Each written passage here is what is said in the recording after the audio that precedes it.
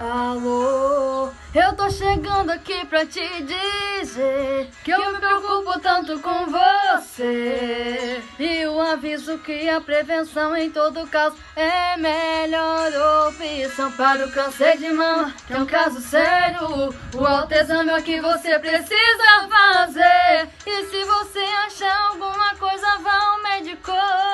Não importa a sua idade, se você é mulher. Sei que a vida é corrida, mas sempre que der, cumprir essa missão é sua obrigação para se melhor viver. Você não pode se esquecer de se olhar com atenção.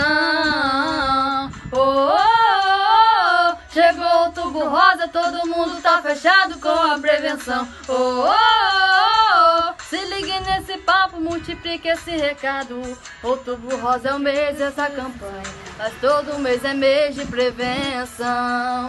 Outubro Rosa é o mês dessa campanha, mas todo mês é mês de prevenção.